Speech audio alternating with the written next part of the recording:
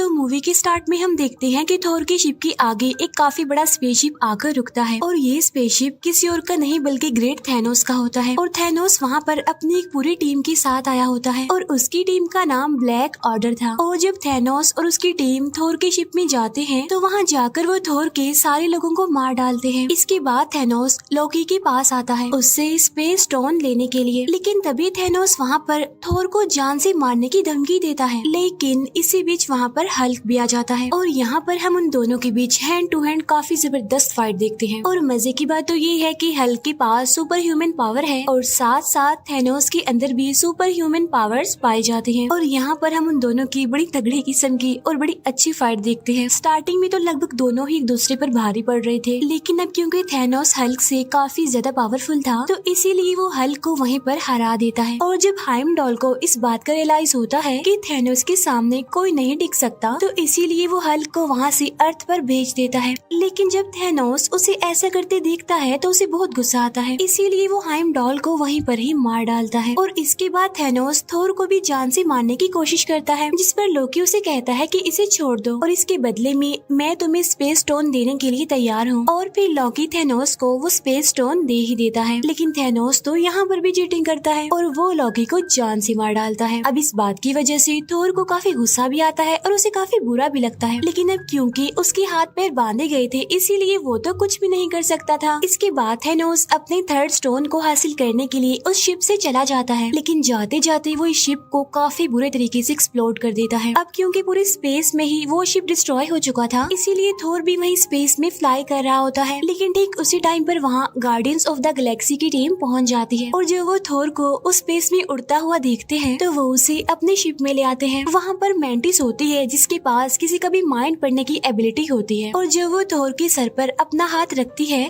तो उससे पता चलता है कि ये काफी दुखी है, काफी पेन में है क्योंकि इसने बहुत सारे लोगों को खो दिया है। इसलिए इतनी ही देर में थोर की भी आंख खुल जाती है और यहाँ पर वो गार्डियंस ऑफ द गैलेक्सी को रिवील करता है कि थैनोस आ चुका है और अब वो इन्फिनिटी स्टोन्स के पीछे पड़ा हुआ है, जिसकी मदद से वो इस पूरी दुनिया को आधा आधा बांट सकता है। यहाँ पर थोर पीटर क्विल को अपनी हेल्प करने के लिए कहता है और वो कहता है कि अगर थैनोस के हाथों में सारे स्टोन्स लग गए तो वो पूरी ही दुनिया को डिस्ट्रॉय कर देगा, सब कुछ खत्म कर देगा। तो इसीलिए वो यहाँ पर अपनी दो टीम्स बना लेते हैं। एक टीम में तो थोर, रॉकेट और ग्रूट होते हैं, मीनवाइल दूसरी टीम में पीटर क्विल, गमोरा, नेब्यूला और ड्रैग्स हो जाते हैं। अब यहाँ पर थोर पीटर क्विल को कहता है कि जब तक मेरे पास मेरा हथियार यानी मेरा हैमर नहीं होगा तब तक मैं थैनोस का कुछ नहीं बिगाड़ सकता। तो इसीलिए उसे अपना हैमर लेने के लिए निडाविलियर जाना पड़ता है। दूसरी तरफ पीटर क्विल, गमोरा और नेब्यूला नोवेयर में पहुँच जाते हैं और ये वो जगह थी जहाँ पर दी कलेक्टर रहता था, क्योंकि कलेक्टर के पास ही थर्ड स्टोन यानी दी रियलिटी स्टोन था। इसके बाद हम देखते हैं कि हल्क को हाइमडॉल ने अर्थ पर भेज दिया था और जब वो अर्थ पर आता है तो वो न्यूयॉर्क सेंटर में आकर गिरता है, उस जगह पर जहाँ पर डॉक्टर स्ट्रेंज और वोंग थे। और जब हल्क उन दोनों को देखता है तो बताता है कि थैनोस आ गया है और अब हमें कोई नहीं बचा सकता। तब उसे इतना घबराया हुआ देखकर डॉक्टर स्ट्रेंज भी घबरा जाते हैं। इसके बाद डॉक्टर स्ट्रेंज ब्रूस बैनर यानी हल्क के साथ टोनी स्टार्क यानी आयरन मैन से हेल्प मांगने जाता है। वहाँ पहुंचकर ये दोनों टोनी स्टार्क को बताते हैं कि थैनोस आ गया है और वो इन्फिनिटी स्टोन्स के पीछे पड़ गया है, जिसकी वजह से पूरे यूनिवर्स और अर्थ को खतरा है और अगर उसने ये सारे स्टोन्स हासिल कर लिए तो हमारा ये अर्थ खतरे में पड़ सकता है। अब यहाँ पर मैं आपको इन स्टोन्स के बारे में थोड़ी सी डिटेल्स बता देती हूँ। पहले नंबर पर आता है पावर स्टोन। इसके अंदर ये पावर होती है कि ये किसी भी इंसान की पावर को कम भी कर सकता है और ज्यादा भी कर सकता है। सेकंड नंबर पर आता है स्पेस स्टोन। इसके अंदर ये पावर होती है कि ये किसी भी चीज को एक जगह से दूसरी जगह ट्रांसफर कर सकता है इजीली, जैसा कि स्पेस में ऐसा होता रहता है। थर्ड नंबर पर है दी रियलिटी स्टोन। अब इस स्टोन के अंदर ये पावर होती है कि किसी भी रियलिटी को बदल सकता है। इट्स मीन आप क्लाइमेट को अपनी मर्जी के मुताबिक चेंज कर सकते हैं।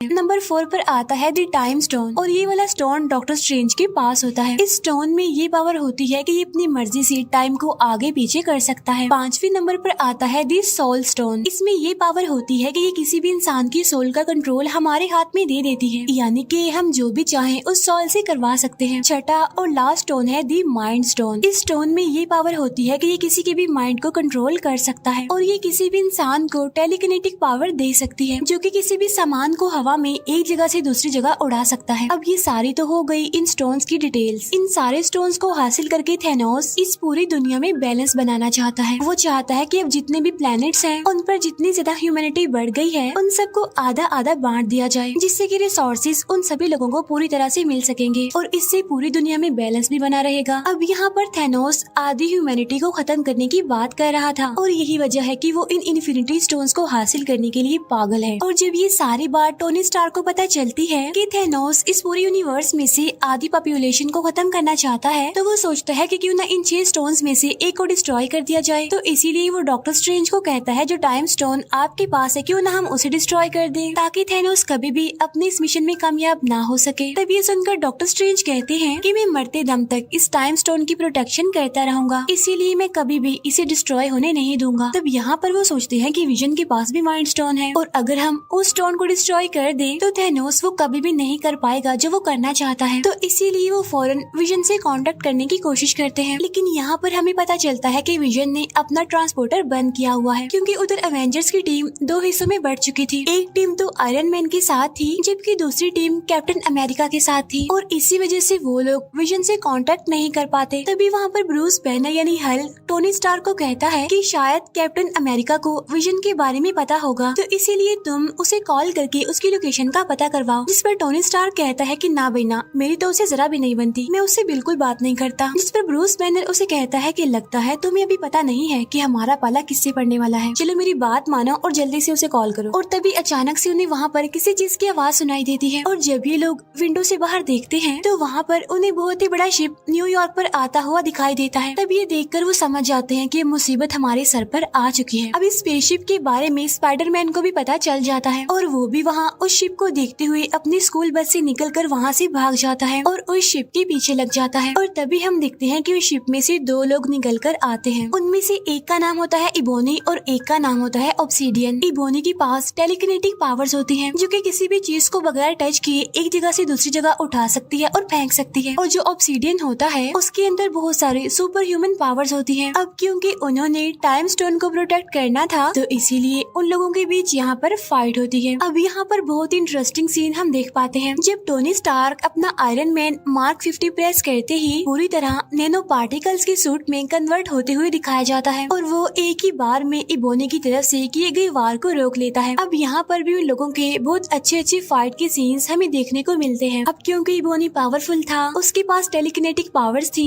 इसीलिए वो अपने काम को करने में कामयाब होता रहता है। इसके बाद वो टाइम स्टोन निकालने के लिए डॉक्टर स्ट्रेंज के पास पहुँच जाता है। अब क्योंकि टाइम स्टोन को डॉक्टर स्ट्रेंज के अलावा और कोई भी नहीं निकाल सकता था उनमें से, तो इसीलिए वो डॉक्टर स्ट्रेंज को अपने साथ अपनी स्पेसशिप में ले जाता है वहाँ से। लेकिन वो ये नहीं जानता था कि उसके शिप में टोनी स्टार्क और स्पाइडरमैन भी एंटर हो गए हैं। इसके बाद हमें विजन दिखाया जाता है। अब क्योंकि थैनोस की टीम यानी ब्लैक ऑर्डर के पास उन सभी इन्फिनिटी स्टोन्स की एनर्जी के फ्लो को रेड करने की पावर होती है, तो इसीलिए पहले तो वो डॉक्टर स्ट्रेंज के पास जाते हैं टाइम स्टोन लेने के लिए और साथ ही विजन के पास ही माइंड स्टोन निकालने के लिए प्रॉक्सिमा मिडनाइट और कॉर्वस ब्लेड जाते हैं। अब यहाँ पर हमें दिखाया जाता है कि मैक्सिमा मिडनाइट और कॉर्वस ब्लेड उन दोनों यानी विजन और वांडा से काफी ज्यादा पावरफुल होते हैं। अब यहाँ पर कॉर्वस ब्लेड के पास एक ऐसा ब्लेड होता है जो किसी भी इंसान की बॉडी में घुस सकता है और उसे काफी इंजर्ड कर सकता है, तो उसी ब्लेड का इस्तेमाल करते हुए वो विजन को इंजर्ड कर देता है, जिसकी वजह से वांडा इस फाइट में अब अकेली रह जाती है। इसीलिए वो दोनों वांडा पर भारी पड़ने लगते हैं। लेकिन तभी वहाँ पर दी कैप्टन अमेरिका आ जाते हैं और वो वहाँ आकर फैल्कन और साथ ही नताशा यानी ब्लैक विडो की हेल्प से उन दोनों को हराने में कामयाब हो जाते हैं। और जब ये तीनों उन दोनों को मारने ही वाले होते हैं तो वो दोनों यानी प्रॉक्सिमा मिडनाइट और कॉर्वस ब्लेड एक पोर्टल ओपन करके वहाँ से भाग जाते हैं। अब क्योंकि विजन काफी बुरे तरीके से इंजर्ड हो गया था, तो वो सब ये डिसाइड करते हैं कि वो ब्लैक पैंथर की हेल्प लेंगे विजन को फिर से रिकवर करने के लिए। इसके बाद सीन शिफ्ट होकर गार्डियंस ऑफ द गैलेक्सी की तरफ आता है, जहाँ पर कमोरा और पीटर क्विल बातें करते हुए आगे बढ़ रहे हैं। यहाँ पर कमोरा पीटर को बताती है कि काफी सालों पहले की बात है कि जब थैनोस हमारे प्लेनेट पर भी आया था और उसने हमारे प्लेनेट के आधे लोगों को मार दिया और उन लोगों में मेरी मदर भी शामिल थे। लेकिन इस बार थैनोस को मैं ऐसा करने नहीं दूंगी और मेरे पास एक सीक्रेट है जिसकी वजह से मुझे लेने के लिए थैनोस यहाँ पर जरूर आएगा। और वो पीटर को कहती है कि तुम्हें मुझसे प्रॉमिस करना होगा कि अगर मुझे थैनोस अपने साथ ले जाने की कोशिश करे तो तुम्हें मुझे जान से मार देना होगा। अब हालांकि पीटर क्विल ऐसा करना तो नहीं चाहता था, लेकिन फाइनली वो कामोरा से प्रॉमिस कर लेता है और इसके बाद वो सीधा चले जाते हैं नोवेयर पर, यानी जहाँ कलेक्टर रहता था। वहाँ पहुँचकर उन्हें पता चलता है कि थैनोस उसे मारने की धमकी देता है और कहता है कि अगर तुमने मुझे द रियलिटी स्टोन नहीं दिया तो मैं तुम्हें जान से मार डालूंगा। लेकिन वहाँ पर कामोरा आकर थैनोस को मार डालती है। लेकिन यहाँ पर हमें पता चलता है कि थैनोस तो उनसे पहले ही वहाँ पर आ गया था और उसने कलेक्टर से द रियलिटी स्टोन भी ले लिया था। और जो ये अभी हमने देखा था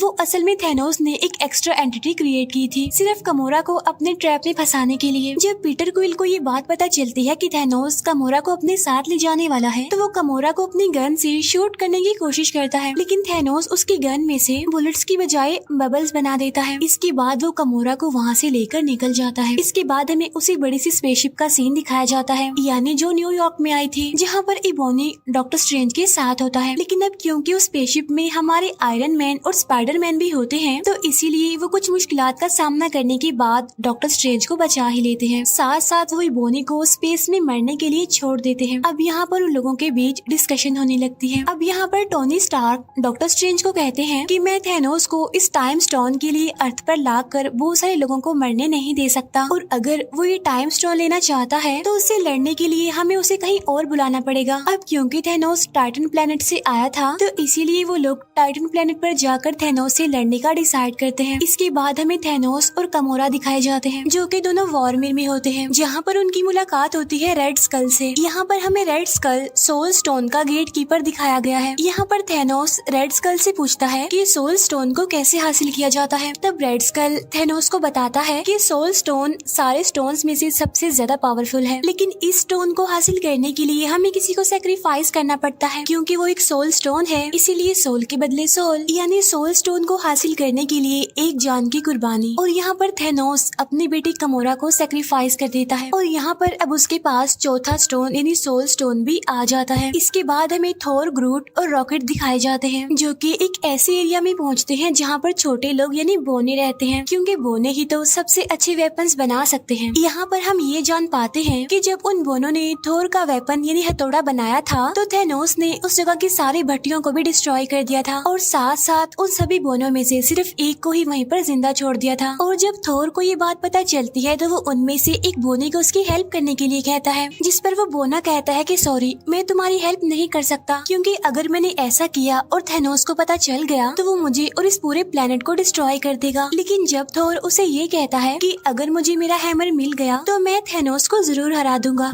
तब ये बात सुनकर फाइनली वो बोना थोर की हेल्प करने के लिए एग्री हो जाता है। इसीलिए अब वो एक नए वेपन को बनाने के लिए तैयारी करने लगते हैं। लेकिन यहाँ पर उन्हें पता चलता है कि हैमर बनाने के लिए जो मेटल उनको चाहिए, उस मेटल को पिघलाने के लिए जिस एनर्जी की जरूरत है वो सिर्फ सूरज से मिलेगी। लेकिन सूरज की पावर इतनी ज्यादा तेज है कि अगर उसे डायरेक्ट उस मेटल पर लगाया जाए तो वो पूरा का पूरा मेटल ही डिस्ट्रॉय हो जाएगा, और इसीलिए बीच में एक फिल्टर लगाना बहुत ही जरूरी है। लेकिन जब वो उस फिल्टर को यूज कर रहे होते हैं तो वो एकदम से बीच में से टूट जाता है। लेकिन यहाँ पर थोर उस बोने को कहता है कि अब इसके बीच का फिल्टर मैं बनूंगा और तुम बस अपना काम जारी रखो। और ये काफी अच्छा सीन होता है कि जब थोर उस एनर्जी सोर्स के बीच एज अ फिल्टर खड़ा हुआ था सिर्फ और सिर्फ अपने उस वेपन यानी हथौड़े को हासिल करने के लिए, और फाइनली वो अपने उस वेपन को हासिल कर ही लेता है। लेकिन जब वो वेपन तैयार होता है तो पता चलता है कि उसमें लगाने के लिए हैंडल तो है ही नहीं। लेकिन तभी वहाँ ग्रूट आता है और वो अपना एक हाथ हैमर के अंदर फिट कर देता है और तब जाकर फाइनली एक जबरदस्त हथियार तैयार हो जाता है। और ये वाला वेपन थोर के पिछले वेपन से काफी ज्यादा पावरफुल और अपडेटेड था। इसके बाद सीन शिफ्ट होकर टोनी स्टार्क, स्पाइडरमैन और डॉक्टर स्ट्रेंज पर जाता है, जो कि तीनों अब टाइटन प्लेनेट पर आ चुके हैं। अब क्योंकि यहाँ पर नेब्यूला ने मैंटिस को मैसेज किया होता है कि हमें टाइटन प्लेनेट पर तुम्हारी जरूरत है, तो इसीलिए पीटर क्विल, मैंटिस और ड्रैग्स वहाँ पर पहुँच जाते हैं। अब यहाँ पर हमें पता चलता है कि डॉक्टर स्ट्रेंज थैनोस के आने से पहले फ्यूचर को देखने लगता है और वो देखता है कि कितनी पॉसिबिलिटीज हैं कि हम थैनोस से जीत सकते हैं, जिनमें वो देखता है कि सिर्फ एक पॉसिबिलिटी है जिसमें कि वो थैनोस से जीत सकते हैं। और ठीक उसी टाइम पर हम वहाँ पर थैनोस को देखते हैं जो कि टाइटन प्लेनेट पर डॉक्टर स्ट्रेंज से टाइम स्टोन को लेने के लिए पहुँच चुका था। इसके बाद हमें captain America, vision, Bruce banner और वोंग दिखाए जाते हैं जो कि विजन के साथ वकांडा पहुँच जाते हैं, जिन्हें लीड करने वाला कोई और नहीं बल्कि ब्लैक पैंथर था। यहाँ पर हमें पता चलता है कि वो सब माइंड स्टोन को डिस्ट्रॉय करने के लिए यहाँ पर आए हैं। और तभी वहाँ पर शूरी जो कि ब्लैक पैंथर की सिस्टर होती है वो उन सबसे कहती है कि हाँ, मैं माइंड स्टोन को विजन से अलग तो कर सकती हूँ, लेकिन मुझे ऐसा करने के लिए टाइम चाहिए। तब वो लोग कहते हैं कि ठीक है, हम यहाँ पर आने वाली बाकी ब्लैक ऑर्डर टीम से मुकाबला करेंगे, तब तक तुम विजन से माइंड स्टोन को निकालने की कोशिश करो। और तभी हम जान पाते हैं कि थैनोस की पूरी ब्लैक ऑर्डर टीम विजन से उस माइंड स्टोन को हासिल करने के लिए वहाँ पर पहुँच जाती है, जिन्हें लीड कर रहे थे प्रॉक्सिमा मिडनाइट, कॉर्वस ब्लेड और ऑब्सीडियन। वहाँ उन तीनों की प्रेजेंस को देखते हुए उन सभी अवेंजर्स को ये लग रहा था कि उनका पलड़ा भारी है, लेकिन वहाँ पर ब्लैक पैंथर एक बहुत ही बड़ा डोम बना देता है, जिसकी मदद से उन सभी के ऊपर एक प्रोटेक्शन का जैसे एक सर्कल बन जाता है। लेकिन जब उन्हें ये पता चलता है कि ब्लैक ऑर्डर की टीम की तादाद काफी ज्यादा है और वो किसी भी टाइम पीछे के दरवाजे से आकर विजन पर हमला कर सकते हैं, तब फाइनली वो डिसाइड करते हैं कि हम सामने के दरवाजे को थोड़ा सा खोल देंगे, जिसमें से उस पूरी की पूरी ब्लैक ऑर्डर टीम हमारे सामने आएगी। इस तरह से हम उन्हें लड़ाई करने में बिजी रखेंगे और तब तक शूरी विजन से उस माइंड स्टोन को निकाल देगी। इसके बाद सामने का वो दरवाजा खोल दिया जाता है, जहाँ पर पूरी की पूरी ब्लैक ऑर्डर टीम उन सभी अवेंजर्स से लड़ने लगती है। यहाँ पर हम ये जान पाते हैं कि हल्क अपने असली रूप में आना ही नहीं चाहता, क्योंकि ब्रूस बैनर हल्क वाले रूप में तभी आता था जब उसे किसी से लड़ाई करनी पड़ती थी, वरना मोस्टली वो ब्रूस बैनर के रूप में ही रहता है। इसके अलावा ये भी कहा जाता है कि अब वो थैनोस से बहुत ज्यादा डरने लग गया था और ये वजह भी थी जिसकी वजह से वो हल्क नहीं बन रहा था। एनीवे, वो ऐसे ही इस लड़ाई में शामिल हो जाता है और यहाँ पर हमें इस मूवी की सबसे बड़ी फाइट दिखाई जाती है जो कि अवेंजर्स और ब्लैक ऑर्डर के बीच चल रही थी। और ये पूरी की पूरी फाइट सच में बहुत कमाल है। और फाइनली ब्लैक ऑर्डर टीम के तीनों कमांडर यानी प्रॉक्सिमा मिडनाइट, कॉर्वस ब्लेड और ऑब्सीडियन जो कि इस टीम को लीड कर रहे थे, वो यहाँ पर मारे जाते हैं। साथ साथ अवेंजर्स विजन को भी इस लड़ाई में शामिल कर लेते हैं। और तभी यहाँ पर हमारे एक और हीरो थॉर की भी एंट्री हो जाती है। जैसे उसकी एंट्री होती है वो जोर से चिल्लाता है, कहाँ है थैनोस। तब उसकी आवाज सुनकर ब्लैक ऑर्डर की सारी टीम काफी डर जाती है। यहाँ पर थोर भी उन सबको मारते हुए आगे बढ़ जाता है। इसके बाद हम थैनोस को देखते हैं जो कि गार्डियंस ऑफ द गैलेक्सी की team Tony Stark, Doctor Strange और स्पाइडरमैन के साथ लड़ रहा होता है।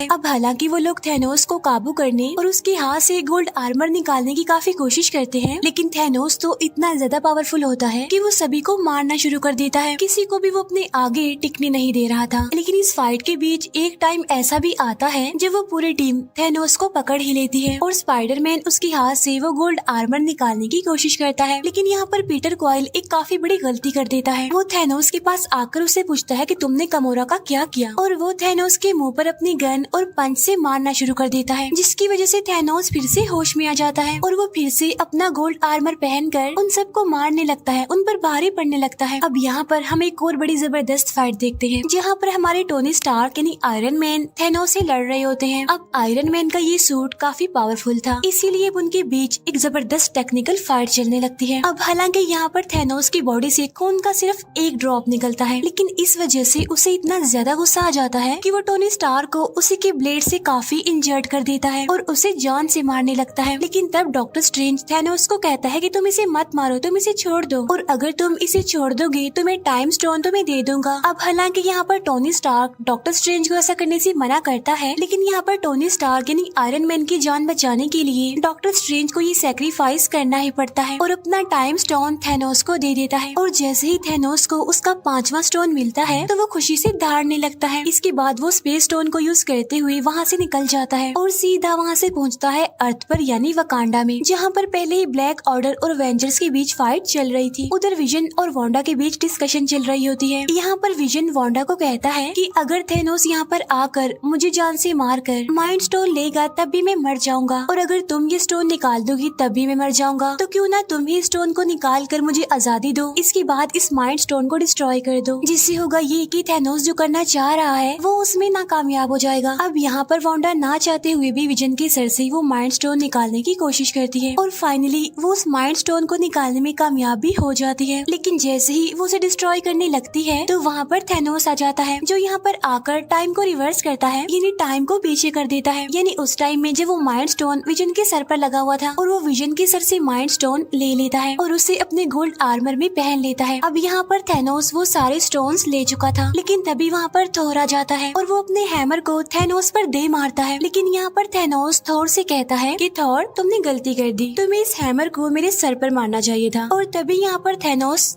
चुटकी बजाता है, जिससे पूरा यूनिवर्स, पूरा अर्थ दो हिस्सों में बढ़ जाता है। इसके बाद सीन शिफ्ट होकर सोल वर्ल्ड में आता है, जहाँ पर थैनोस खुद को बिल्कुल अकेला पाता है और उसके सामने एक छोटी गमोरा होती है, यानी जब वो छोटी थी। और यहाँ पर वो अपने फादर थैनोस से पूछती है कि डैडी डू इट, जिस पर थैनोस कहता है कि यस। फिर छोटी गमोरा पूछती है कि आपने क्या खोया, जिस पर थैनोस कहता है कि सब कुछ। इस फाइट में उसने इन्फिनिटी स्टोन्स को हासिल करने के लिए अपना सब कुछ खो दिया, क्योंकि वो गमोरा को बहुत प्यार करता था, लेकिन अनलकीली अब उसकी लाइफ में नहीं थी। इसके बाद थैनोस वापस से रियल वर्ल्ड में आ जाता है, जहाँ पर उसके सामने थोर और बाकी सारे एवेंजर्स होते हैं। लेकिन अब क्योंकि उसके पास सारे स्टोन्स थे, इसीलिए वो स्पेस स्टोन की मदद से खुद को टेलीपोर्ट करके कहीं और चला जाता है। लेकिन वहाँ पर बचता है तो सिर्फ राख, और पूरे यूनिवर्स में से, पूरे अर्थ में से आधी पॉपुलेशन कम होने लगती है। हर कोई वहाँ से राख बनकर गायब होता जा रहा था। इसके बाद हम थैनोस को देखते हैं, जो कि एक हट में था, जो कि काफी खुश था, क्योंकि फाइनली वो अपने मिशन में सक्सेसफुल हो गया था। उसने पूरी दुनिया की आधी पॉपुलेशन को खत्म कर दिया था। इसके बाद हम मारिया हिल और निक को देखते हैं, जो कि एक गाड़ी में बैठकर कहीं पर जा रहे थे, लेकिन तब वो भी वहाँ से गायब होना शुरू हो जाते हैं। और यहाँ पर निक अपनी पॉकेट से एक छोटी सी डिवाइस निकालता है और वो किसी को मैसेज करता है, और जब उसके गायब होने के बाद हमें वो डिवाइस दिखाई जाती है, जिससे हमें पता चलता है कि उसने वो मैसेज कैप्टन मार्वल को भेजा है। और इसी के साथ ये मूवी यहीं पर एंड हो जाती है।